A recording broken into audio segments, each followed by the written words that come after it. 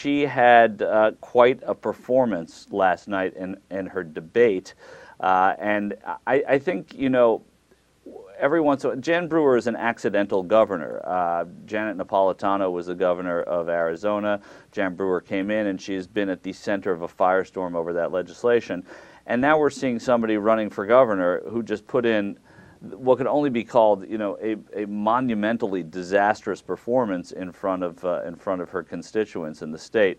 Unless you have anything else to say about it, Cenk, I want to look at the opening statement from her debate yesterday. The opening statement, by the way, something that politicians work. It's the only part of it that you can really prepare for. The opening and closing statement. You can prepare for things you want to mention, etc., but you can't prepare for the questions. This is something that should be polished and perfect and ready for any politician. Great to be here with Larry, Barry, and Terry, and thank you all for watching us tonight. I have done so much, and I just cannot believe that we have changed everything since I become your governor in the last 600 days. Arizona has been brought back from its abyss.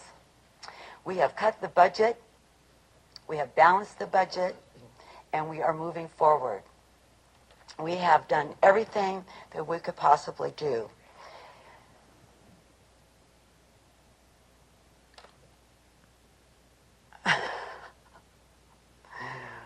We have did what was right for Arizona. I will tell you that I have really did the very best that anyone could do. We have pushed back hard against the federal government. We have filed suit against Obama health care, and we have passed Senate Bill 1070, and we will continue to do what's right for Arizona.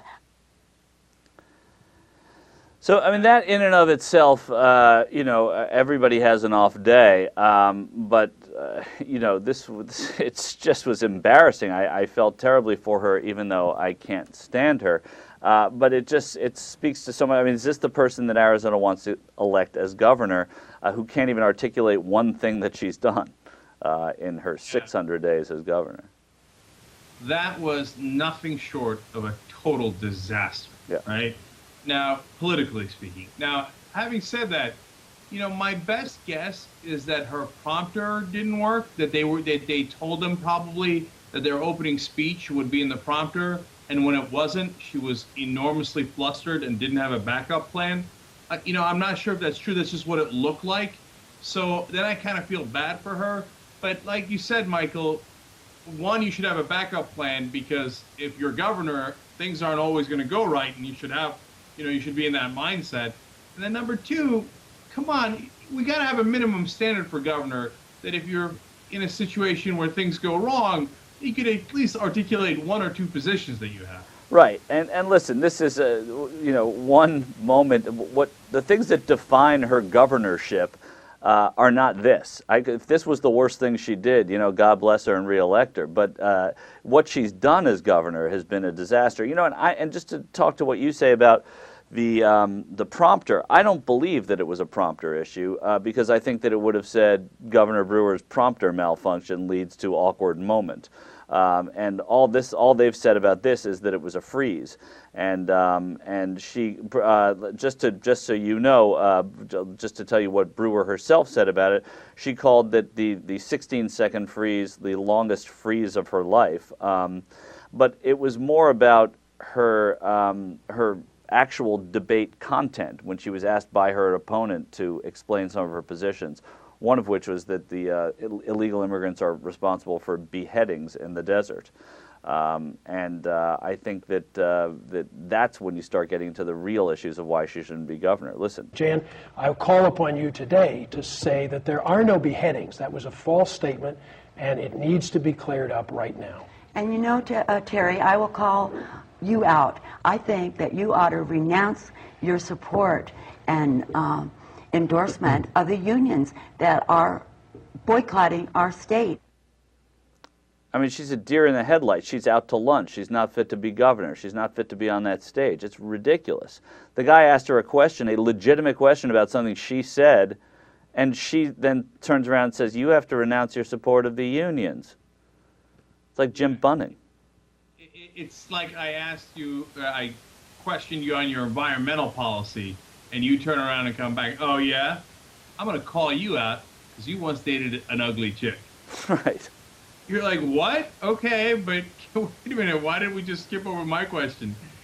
Right, and Arizona, just to remind you, has never elected this woman as governor. She came in through a line of succession once Napolitano took the job as director of Homeland Security. So this is not the person that Arizona wanted to be their governor, and they have a month to figure out, or 2 months to figure out that it's still not the person they want to be their governor.